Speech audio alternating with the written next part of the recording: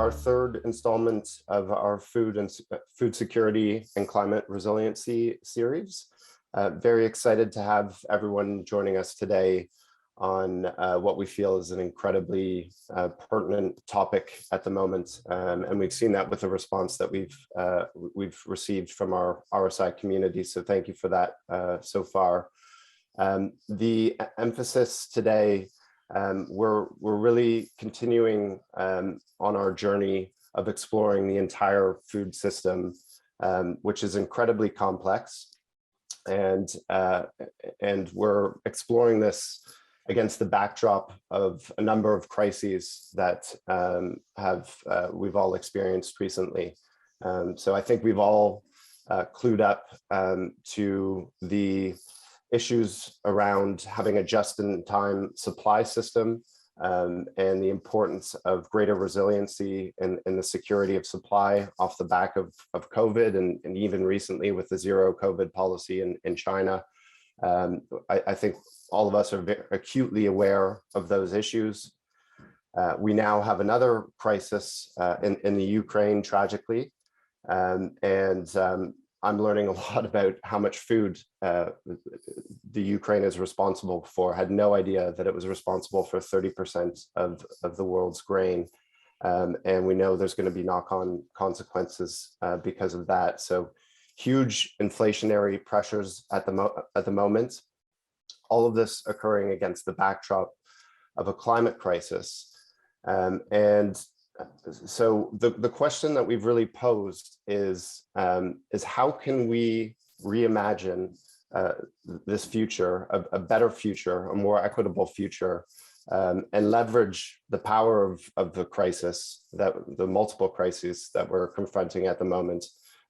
Was listening to Ian Bremner promoting his book recently, which is called The Power of the Crisis. And I think we really are, there is an opportunity at the moment, given these pressures that the system is facing, there's a real opportunity to rethink business as usual and come up with practices that are both more sustainable and allow for a more equitable and more efficient food distribution system. So I'm Patrick Gossage. I'm a board member at Rethink Sustainability Initiatives and a partner at First Green Energy, which is a renewable energy consultancy, energy transition consultancy, which has an increasing focus on agrivoltaics. So very interested in the topic du jour today, and excited to introduce you to our panelists. So as mentioned earlier, the focus of today is really going to be on the processing aspect of the food supply chain. We started with a setting the scene webinar and understanding, hearing from Neil Hetherington at the Daily Bread Food Bank about the uptick in need that there's been, about a 40% uptick in need as a result of the pandemic. And we heard from Dr. Tamara Soma and Sam Kashani from Too Good To Go about the issue of food waste, systemic food waste, and ways in which to reduce food waste. In our second series, the focus was on farming. The farming focus, we talked about both rural and urban agriculture and the needs to get people, young people in particular, more interested in agriculture, making agriculture a profession that is valued again. That was a big part of the message that Brenda Shui brought through. And today we're going to hear from the food processing aspect of the supply chain. So we have some companies, both big and small, in the form of McCain's and Spent Goods. And we have a food policy expert. So I'll start the introductions now. Jess Newman is the Senior Director of Agriculture and Sustainability at McCain Foods, which needs no introduction. And she's been very outspoken on regenerative agriculture as a practice. So very much looking forward to hearing her her thoughts and her ground level view. She was telling me she's recently been out visiting farmers again, and so interested to hear her perspective from what's going on the ground. We've got Dihan Chandra, who's the founder of the Spank Goods Company, a serial entrepreneur and big proponent of the circular economy. And we have Dr. Silva Charlevoix, who I should say a thank you to for helping me get this whole talk started and helping me think through as a lay person how to structure this. So thank you for that. Dr. Silva Charlevoix is an expert on all things food. He's one of the foremost experts in Canada and globally, and very widely cited, and out of Dalhousie University. So we'll kick things off with Jess. Jess, if you would like to take a couple minutes and just introduce yourself and a bit about your passions and what you're up to at McCain's, that'd be great. Sure, absolutely. So thank you so much for having me, Patrick and RSI.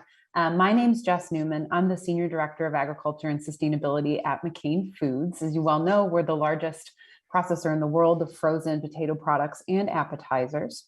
I'm on our agriculture team. Our agriculture team works with all of our direct contract growers that we purchase from. In North America, we're purchasing not only white potatoes, but onions, jalapeno peppers, sweet potatoes, zucchini, and a number of other vegetables direct from growers. Our teams are co-located with our growers in their growing regions, giving agronomic advice, doing core functions like contracting, managing inbound deliveries, collecting data off the farm, generating insights, and of course, implementing McCain's regenerative agricultural goals, which I'll speak more about. When I think about how McCain as a large food processor is approaching the various crises that we're in, we know the ultimate goal is increasing food security while reducing emissions. And so I was thinking, okay, what are kind of the three key areas where McCain is acting around this? And then I'll talk a little bit in more detail on one. So the first would be around simply securing supply, right? If we don't have potatoes, we're not making anything. I know that this has become a really urgent concern for a lot of companies, especially in the face of the war in Ukraine, the impacts on grain prices. So we're thinking there about climate mitigation and climate adaptation. So I'll talk a bit more about our regenerative agricultural commitments there, which get at both of those things and ultimately are to secure supply. I think the second area where McCain is working, and many companies are working on the processing side, is around reducing costs, which at this point is more cost avoidance, right? We know our costs are going up. How do we try to minimize that in this era of inflation, which I know that Dr. Charlotte will speak more about. So some of the things that we're focused around there are localizing sourcing, reducing logistics needs. We know how logistics markets have been through the roof. Adoption of renewables, which is becoming a baseline for processors in the industry. Recycling, compostable packaging. I'll let Bihan speak mostly about the circular economy, but making sure that we are being involved there. And then I was saying earlier to the guys that this wasn't very sexy, but they told me forecasting and sales operations planning were indeed very sexy. But I think that this is a huge area where you can avoid costs. If we make something, but we make it in Othello, Washington, instead of in New Brunswick, and the customer that needed it is actually in New Brunswick, we just cost ourselves a lot of money having to move that product and a lot of emissions on the road, right? So how are we forecasting about supply? What are the tools and processes in the business that underlie those decisions and the decisions rights around them?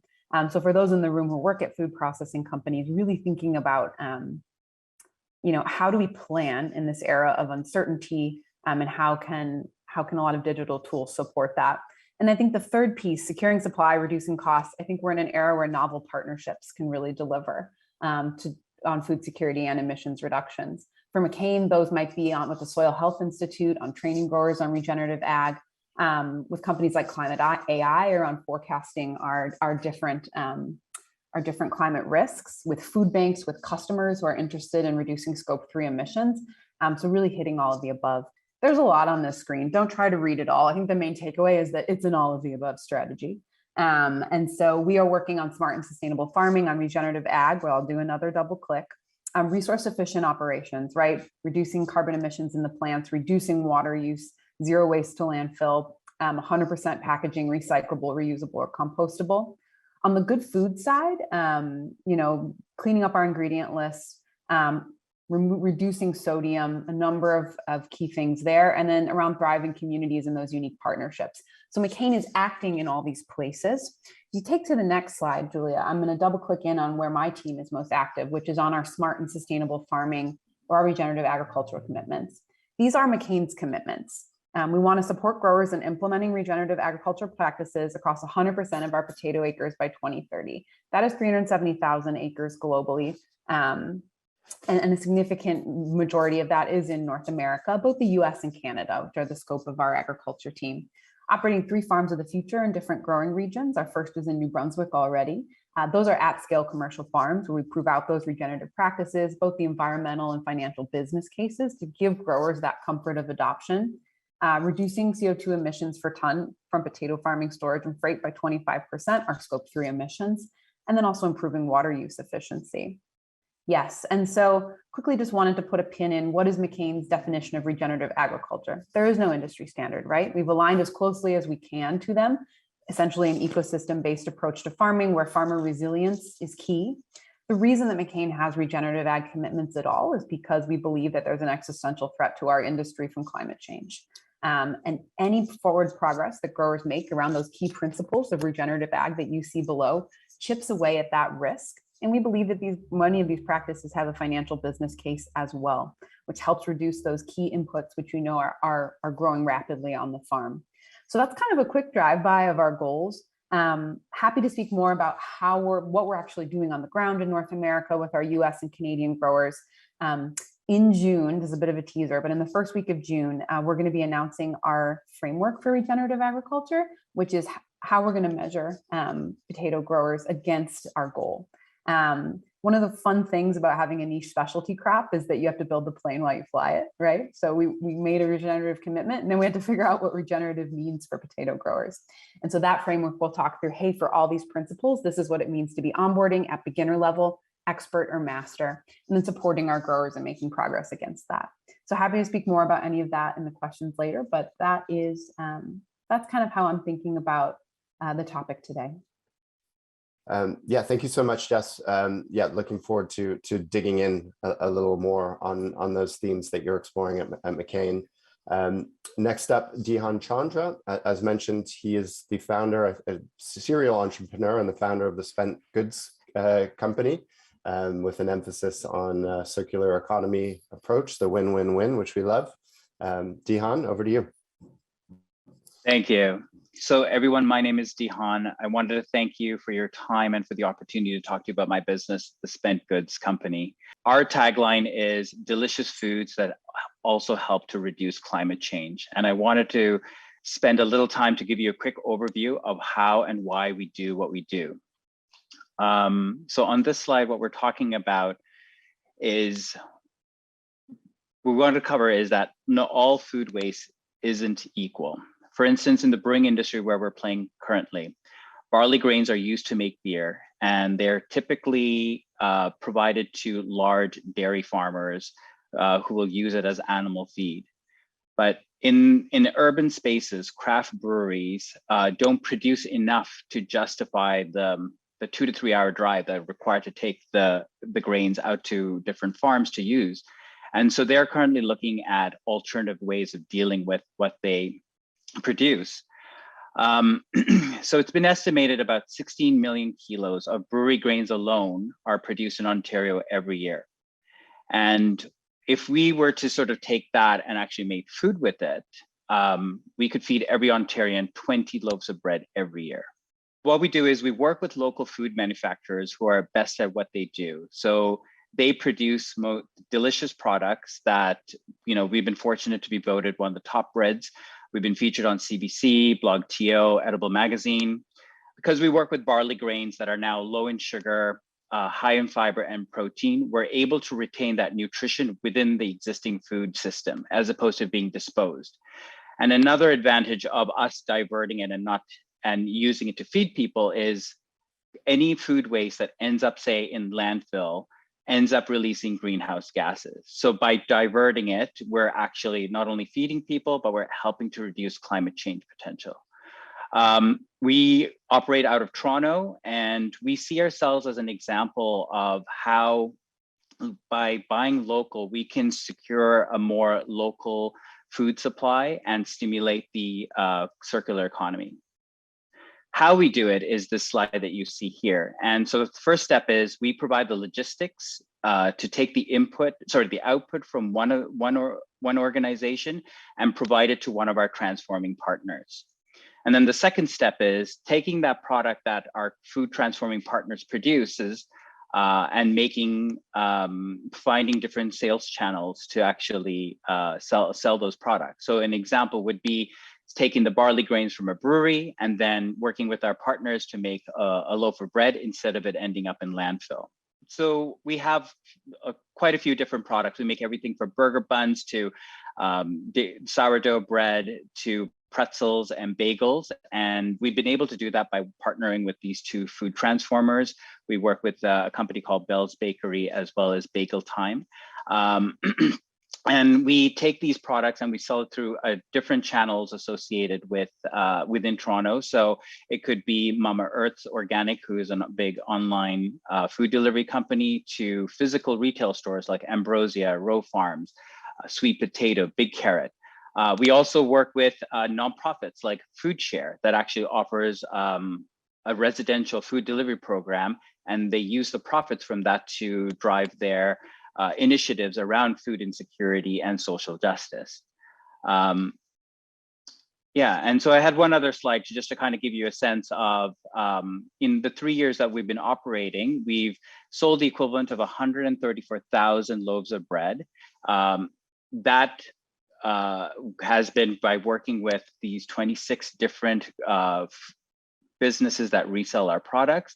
And then we've actually supported about 10 different jobs that have been created as a result locally, as a result of working with our partners.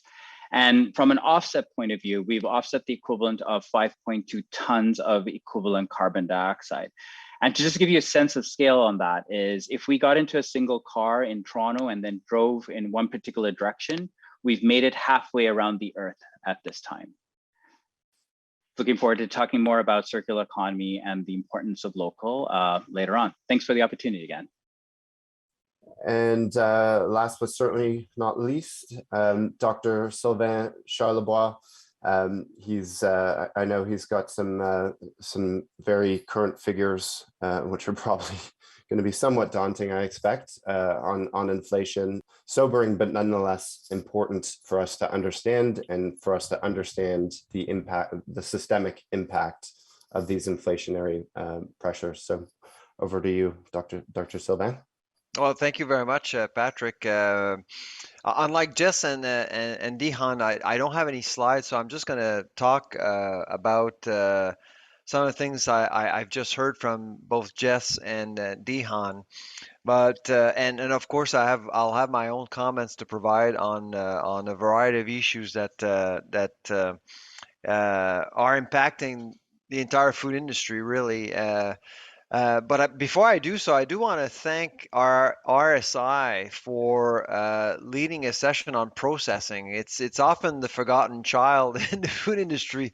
We talk about farming, we talk about retail, but often in policy we forget about what I think is the most important anchor point of the entire system. There's lots of innovation that does occur in processing, and frankly, when we talk about the circular economy, you can't really have a strong circular economy without a strong processing sector. So I've always been a fan of companies like McCain, because I mean that's how you create partnerships. That's how you get people to talk about very important issues together and work together.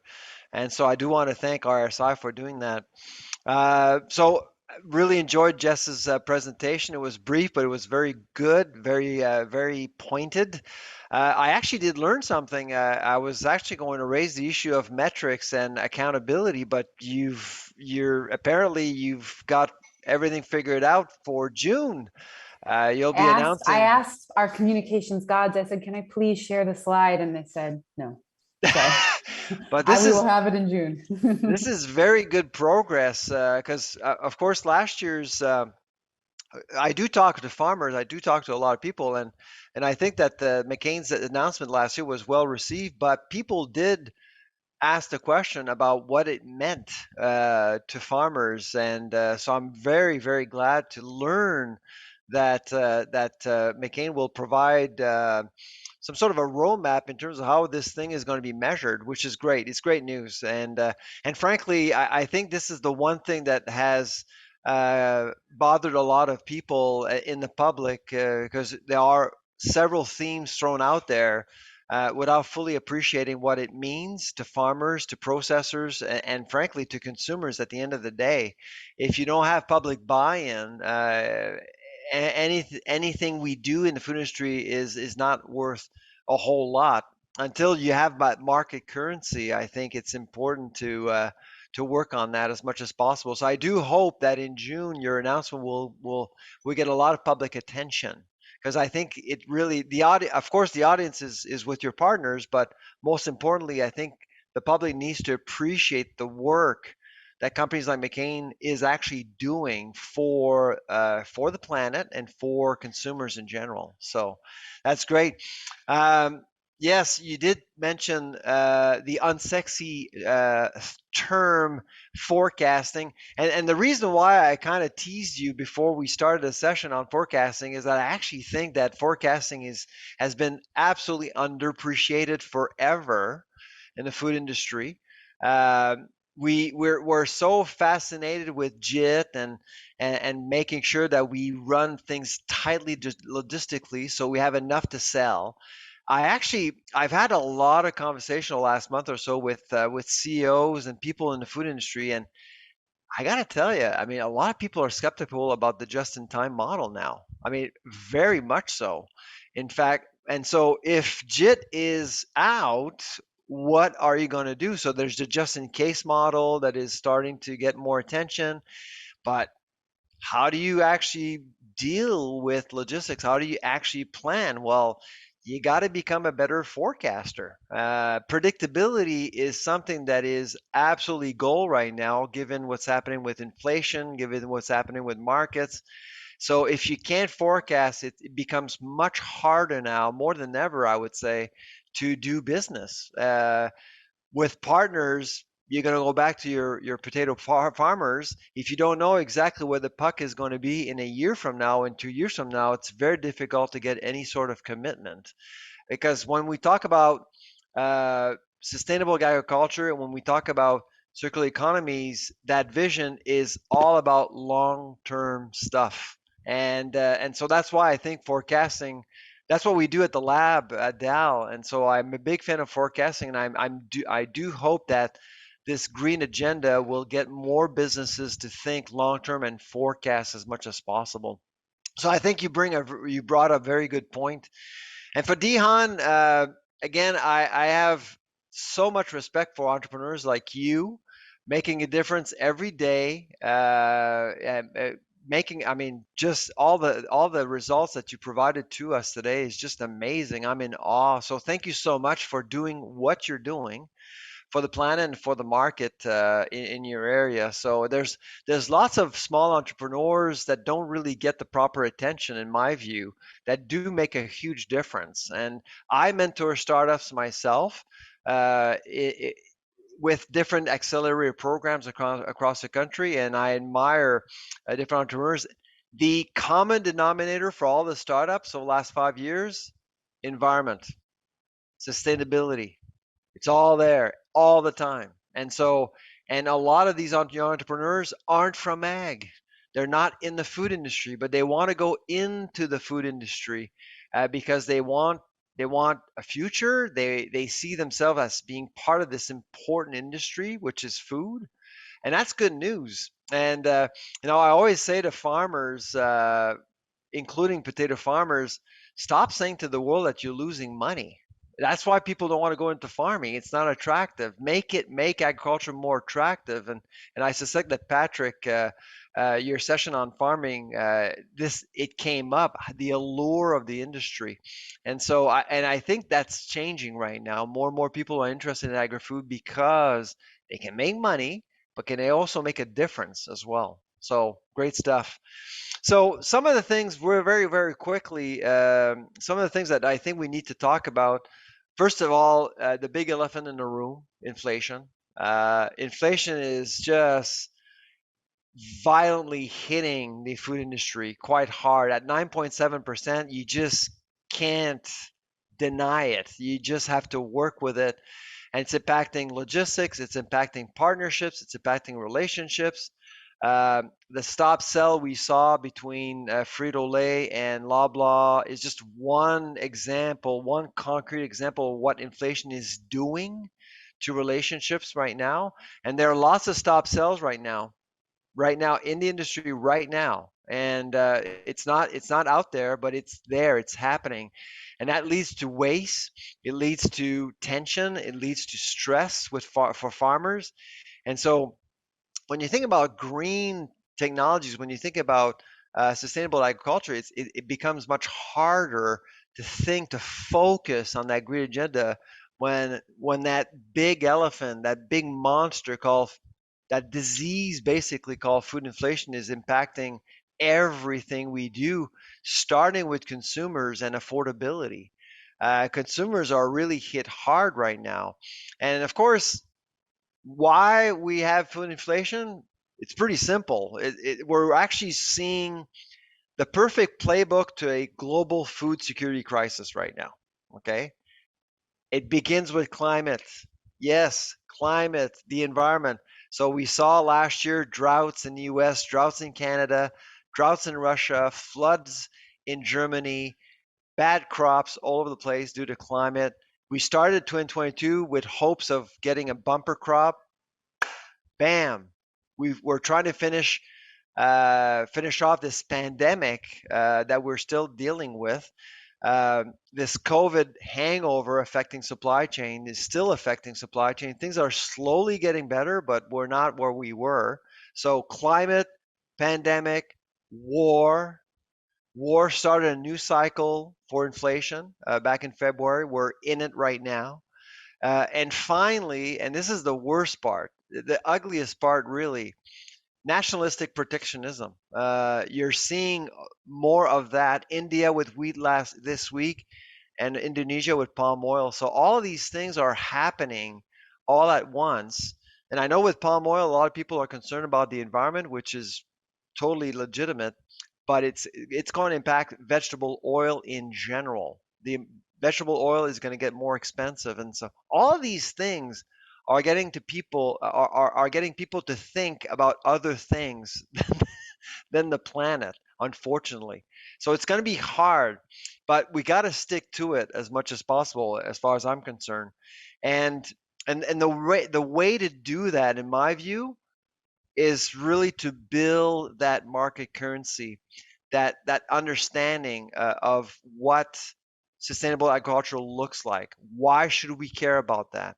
In processing, what are things being done with actual metrics, which are going to be presented by McCain, for example, in June. So those are things that will speak very loudly to the public, and that's very important, I think, moving forward. It's great to make changes, but it's got to be known too as much as possible. And I think more and more, especially the younger generations, will expect the food industry to become more accountable to itself and to the public.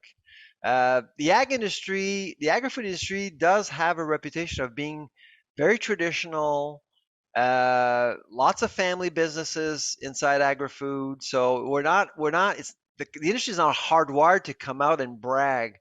The industry is not hardwired to really showcase its know-how. That's got to change. If you want a greener approach, that's got to change. And finally, I'll end on the importance of partnerships.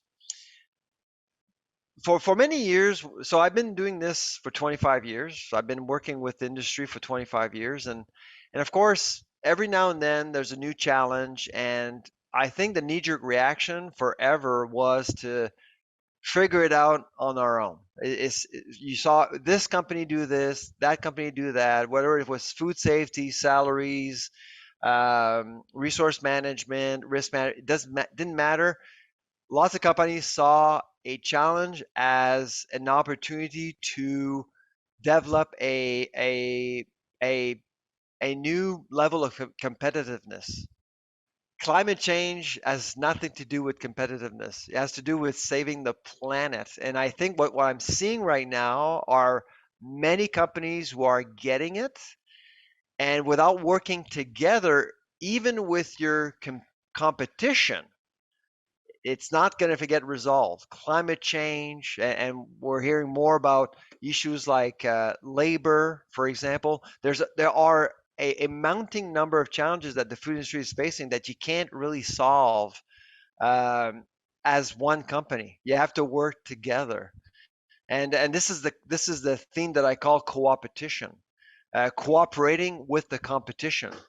And more we have to accept the fact that companies will have to work together to solve many important issues like climate change.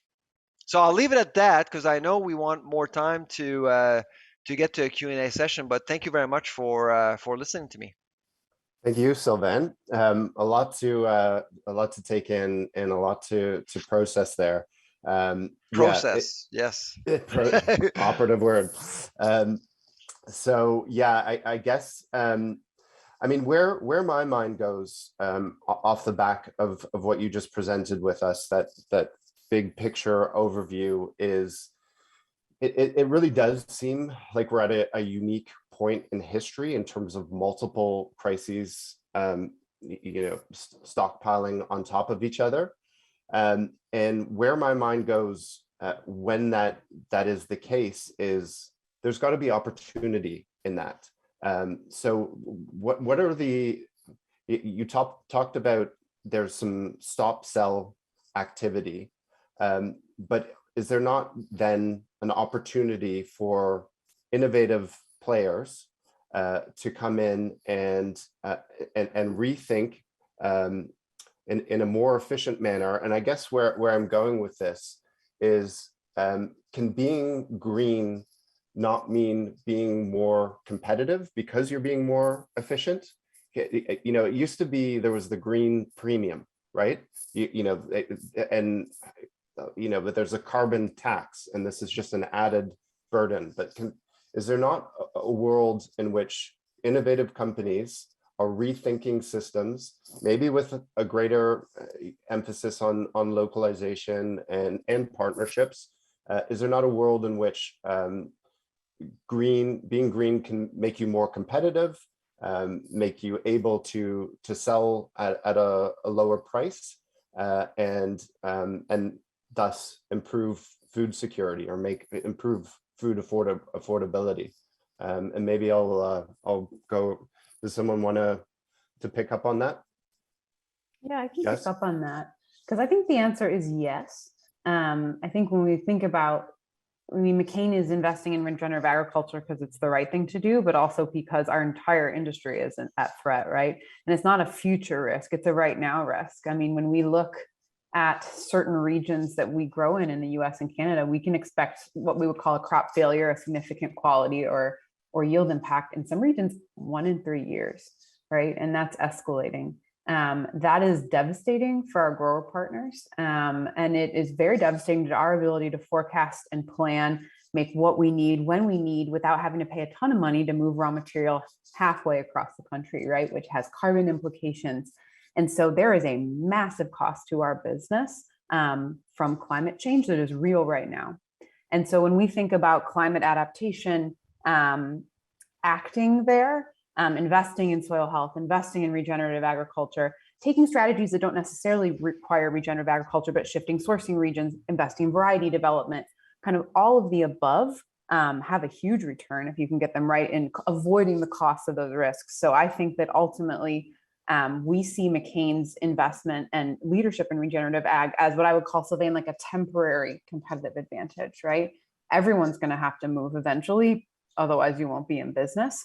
But we do think there's value in moving first, and we are hoping that the industry follows because we know how important this is, and that's why we're releasing our framework for measurement publicly, because we want that feedback We want to make sure we're getting it right, that it's credible enough, but it's still a menu approach where growers feel they can enter into it and advance and be partners in it. And hopefully that others in industry will say, yeah, this is the standard for a regenerative potato. And if we do these things, yes, those risks will be mitigated. So I think that future is possible, Patrick. If I may, so totally agree with Jess 100%, obviously. I mean, right now, food inflation is impacting everything. How do you mitigate, how do you deal with higher food inflation rates as a business? You have to look at your input costs. And when you look at your input costs, you have to look at resource management. I mean, honestly, we've reached at 9.7%, and I don't think it's over, by the way. We're just finishing the first period of a 3-period hockey game, by the way. We're not done. This is going to be a long game. That's And football for you, Jess, for our American friends. I mean, we've got 2030 goals. I mean, when you think about actually building soil organic matter, I mean, 2040, right? Long game. I know. Long And game. so, but still right now, I mean, we've reached a point of no return. So with at 9.7%, you're basically forcing everyone to think about food very differently. You have to. To do business, you have no choice but to go back to the drawing board and figure out, okay, how can you reduce costs as a business? And the best way to do it is to do exactly what McCain is doing. Is you have to look at the entire supply chain and work together and see where you can reduce waste and become more efficient in a sustainable way. So I actually do think there is a moment in time right now that will actually lead the food industry to become way more greener. I think it's a given, really. Companies, if they don't do that, they won't survive. And I can just definitely echo what my fellow panelists have been saying in regards to inflation. Like, as an example of a business that bakes bread, for instance, our cost of wheat has gone up by 50% since like less than 6 months ago. And so having said that, our ingredient cost is about 20%, because we make sourdough bread over a 3-day window versus commercial bakeries can make bread over 4 hours. So ours is 80% of our cost is really to do with labor. And living in an urban center, wanting to pay fair wages, all that, everything, all things considered, we are trying to figure out, where can we reduce our costs, but maintain our values. So the whole thing with inflation and where we reduce costs is something that's evolving for us in order to try to figure out. But I think it'll come down to the fact that we also have to play a part in terms of educating consumers that if you want good food, so the reason we make it over a 3-day window is that it naturally leavens over that period of time, releasing all this greatness that is why people really come seek fresh bread, for instance. But it's quite different from the loaf of bread that's made in a 4-hour window. But if you want to appreciate that work that goes into it, the cost associated with it needs to be sort of accounted for and explained and educated overall. So I think consumer education is part of it. Inflation is another factor on top of it that maybe make things a little bit more acceptable. But the reality is, to make good food, it does take a lot more money than what you commercially might see.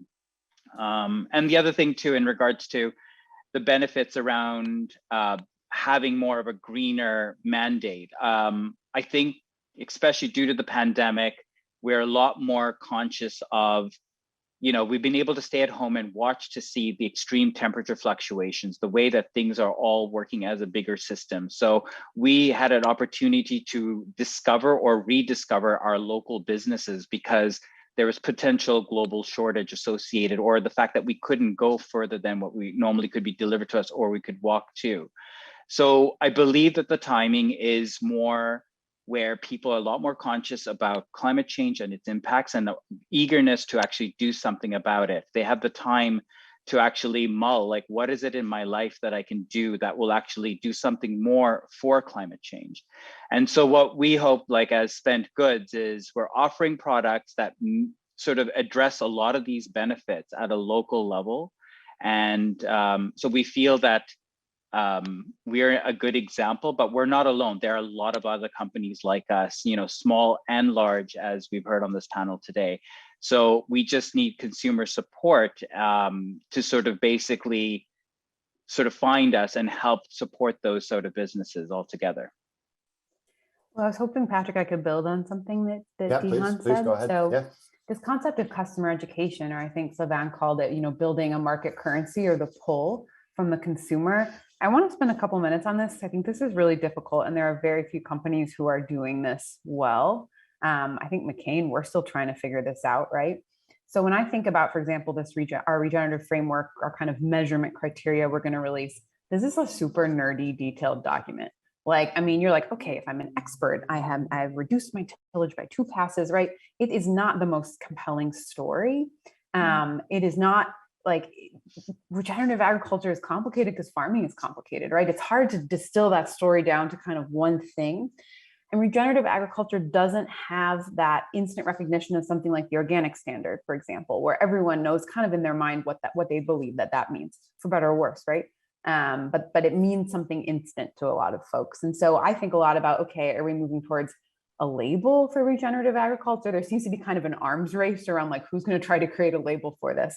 Are we moving towards kind of a government label versus a voluntary one? Are companies simply going to focus on direct marketing around regenerative agriculture? Well, we've done some market tests and it's not a well understood concept. It doesn't resonate that well. Consumers like to hear that we're planting trees and recycling, right?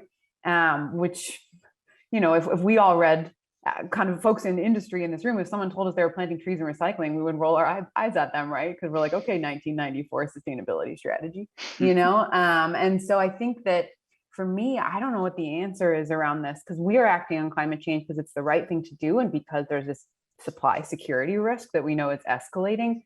But how do we reach the consumer? I think there are very few companies who really have that figured out. I want your guys' thoughts on it.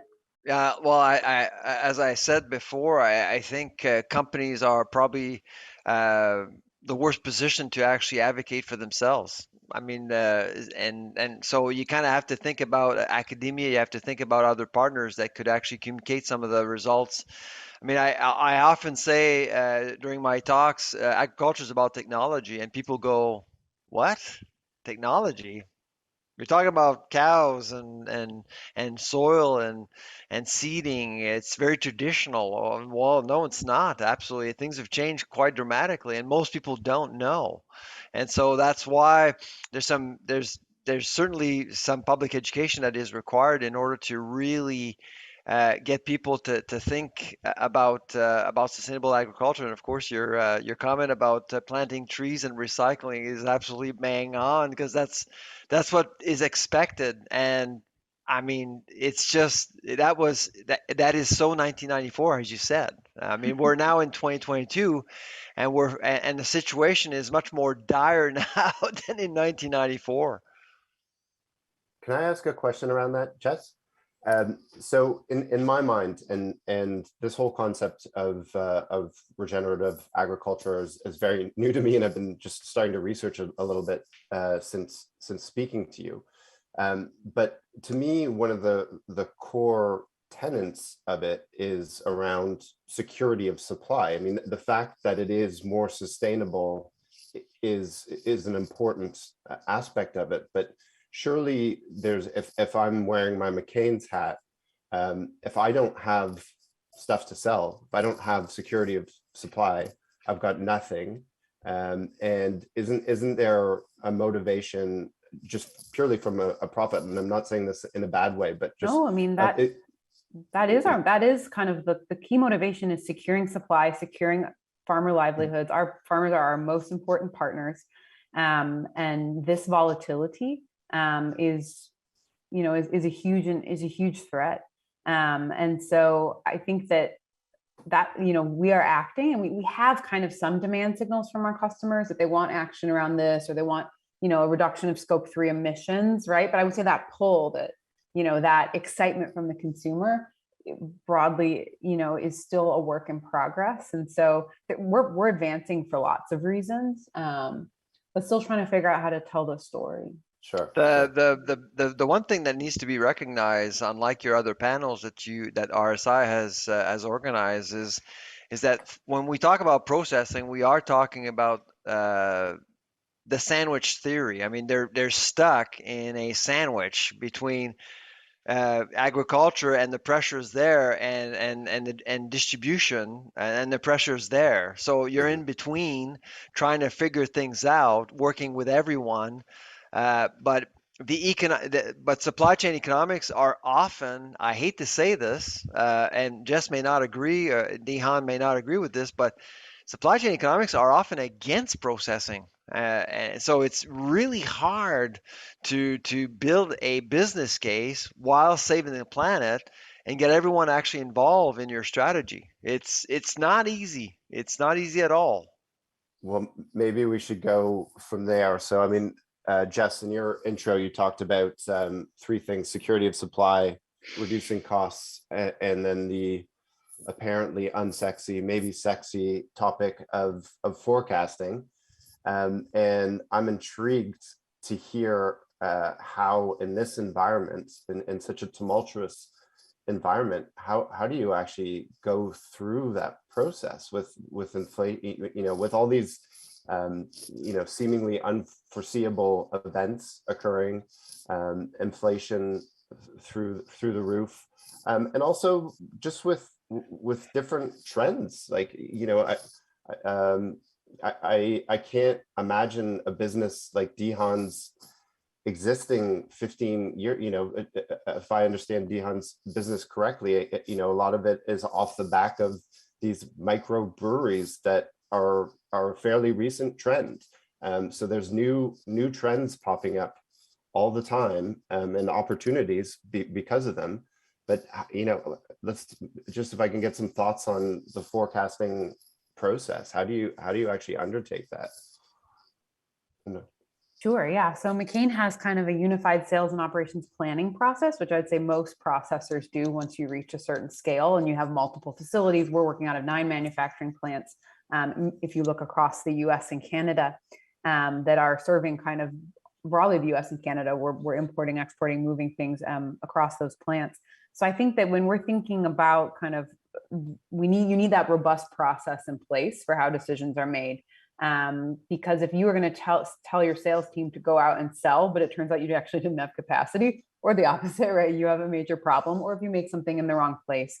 I would say the forecasting intelligence that is underlying the decisions made through that kind of robust planning process are increasingly coming through machine learning and digital tools, versus a human being that's making a call around what's going to happen across 10,000 SKUs in our portfolio, right? And so we have a partner in Canada, a company called Fiddlehead, that does a lot of our forecasting. So we'll look in a certain month at, okay, here's what the Fiddlehead forecast is. They're pulling in tons of variables, right? They're doing hindcasting, where they make a forecast and they say, okay, if we had used this forecast last year, would we have been right? So kind of validating things in that way. So every month we're looking at, okay, what is our, machine learning telling us is going to happen? What is our sales team actually saying that they think we're going to sell in that time? And sometimes that gap is big, right? And then as you move forward, you validate those models by the months that they're right and the months that they aren't.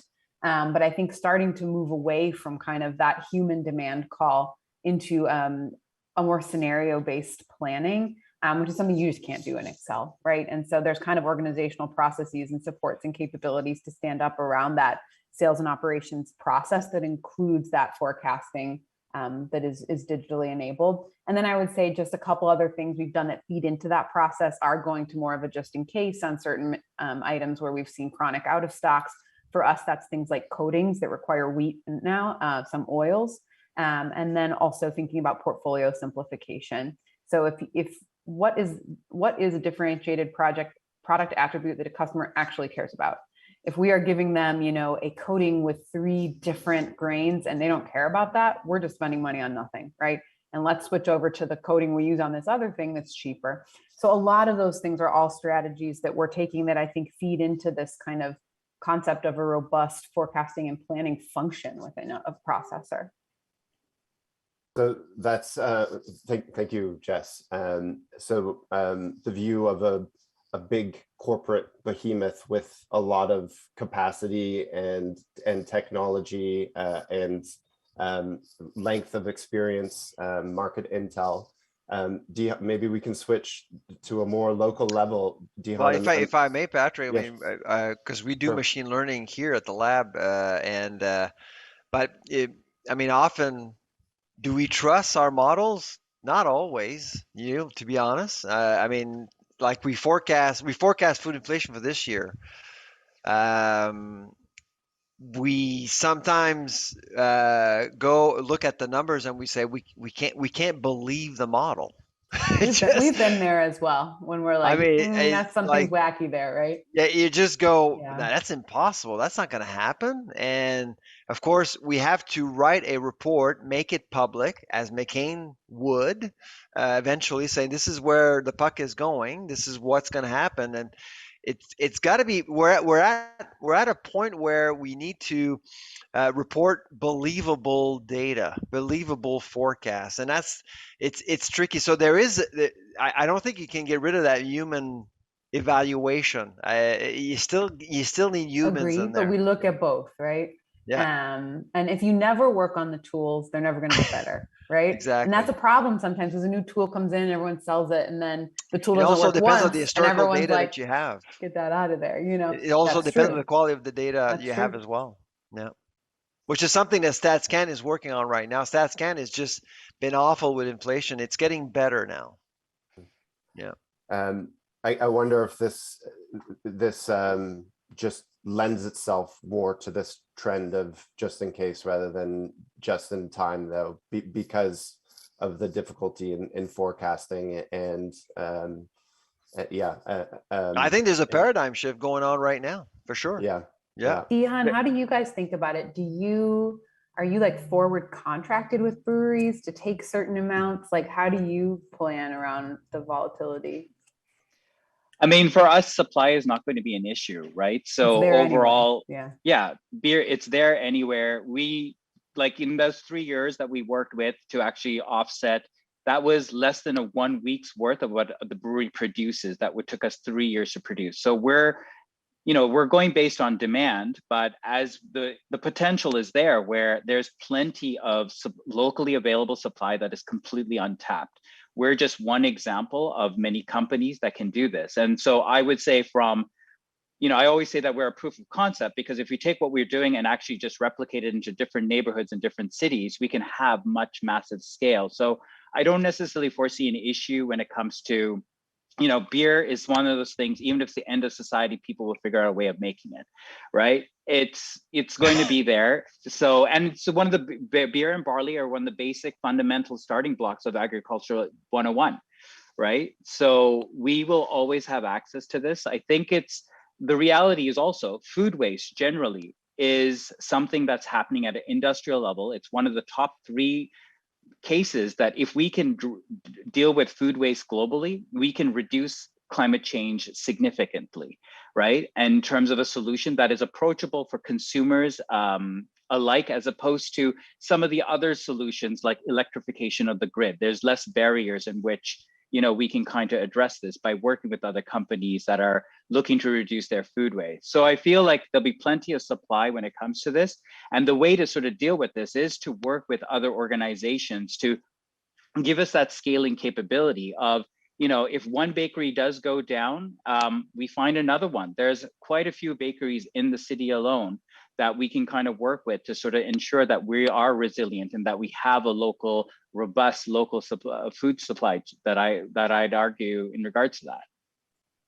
Hey, Dihan, are there any companies, like big companies that you think are like crushing it on circular economy, who are kind of like your heroes, or even medium size? Like, who's the like North Star besides yourselves in the industry?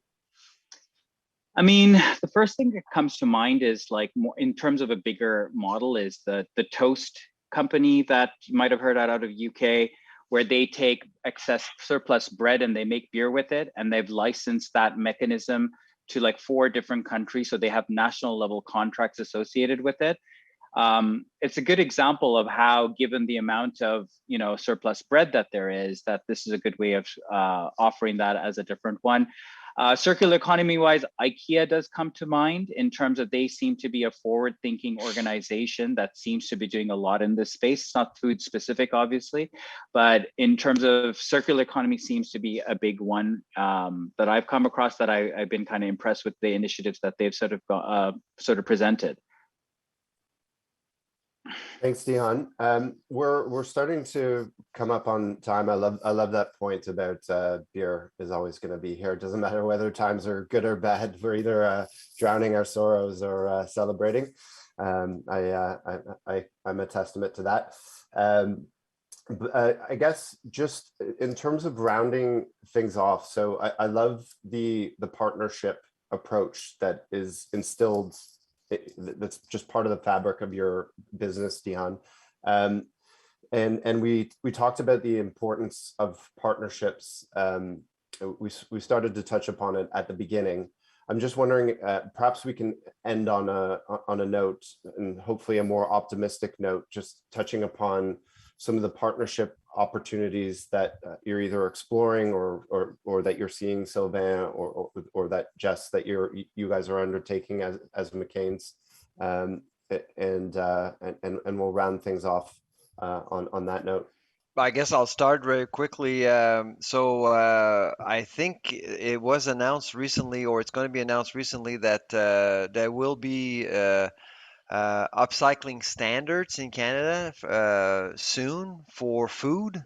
In particular, there are some in the US, but not in Canada yet. It's coming, and that's a good sign. So you're seeing some momentum around waste and how to make our food supply chain much more efficient. So look up for that. And so those are signs that people are starting to, because upcycling is marketed. I mean, you got stores about upcycling, and people are intrigued by. They may not understand what it means, but they're starting to be intrigued by some of these things. And going back to that connection with the public, I think more of these initiatives will definitely help and allow people to better understand the mechanics of the food industry and how they can actually do better for the planet in general.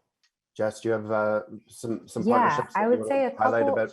Yeah. A couple partnerships I would highlight that have been really making a difference for McCain. I think when I think about climate resilience and regenerative ag, would be the Soil Health Institute. So they're a nonprofit that works in research and education around soil health. That I know a lot of the comments have been around, hey, who's that kind of credible third party that you can bring? Because inherently corporates feel biased when they're talking about these things. They've been a key partner for us on grower and team trainings around regenerative agriculture. So we've done virtual trainings. We're doing in-person roundtables with our growers in June. In Canada, we're going to be launching some soil days or field days where growers can kind of see the practices in action in Canada. And they've been a great partner in facilitating that. So who are those credible voices on your journey? Climate AI is a startup we've been working with who's done some fantastic long-term modeling around, okay, this is what our potato growing region looks like in Alberta today. What's it going to look like in 50 years for some key variables, precipitation, temperature, things like that. And do we have an issue or not, right? Trying to quantify through the best modeling available and forecast around climate risk so you can plan back to today. They've been a great partner. And then I think increasingly governments are becoming a really strong partner and realizing that they can work directly with companies around long-term climate risk and adaptation. We've seen the Partnership for Climate Smart Commodities, a call for grant proposals that private companies are eligible for in the US. We've seen the on-farm climate action planning process that's going on in Canada.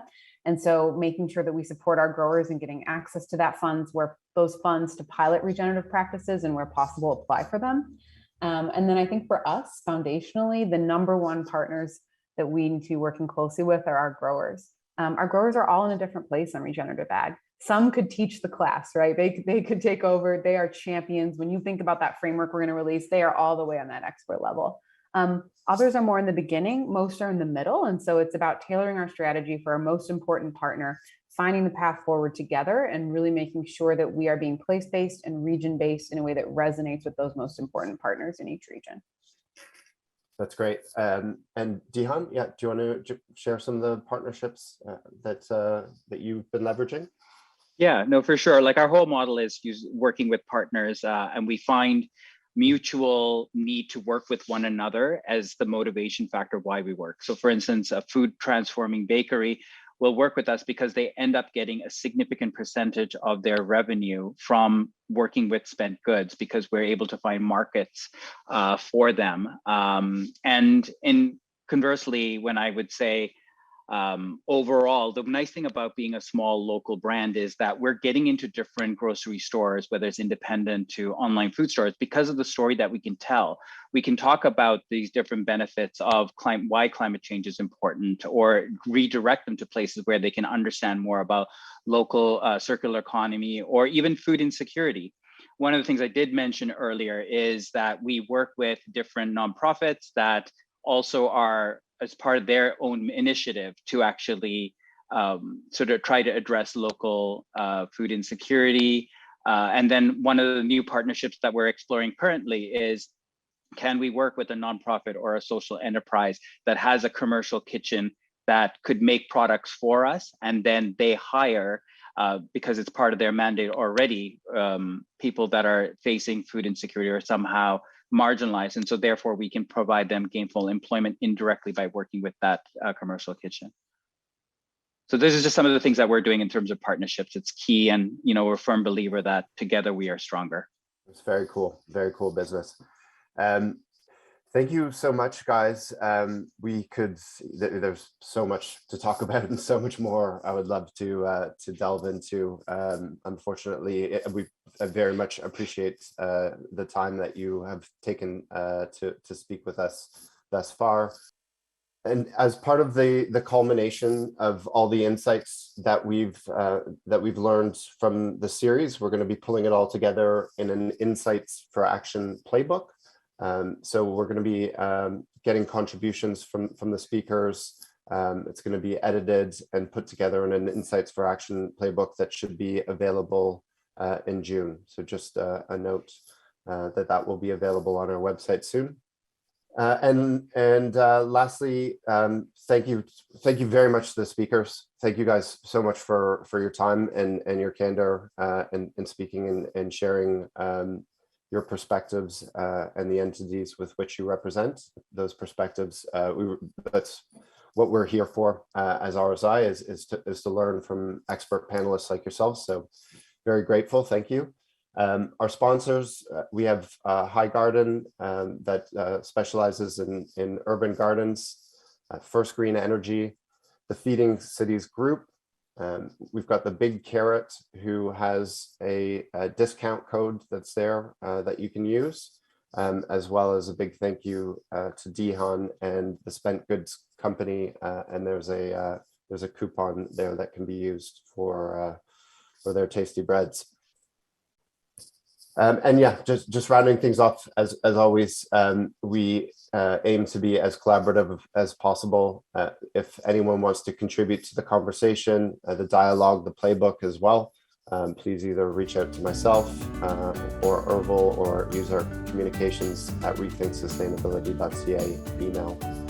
And we very much appreciate you attending. Thank you.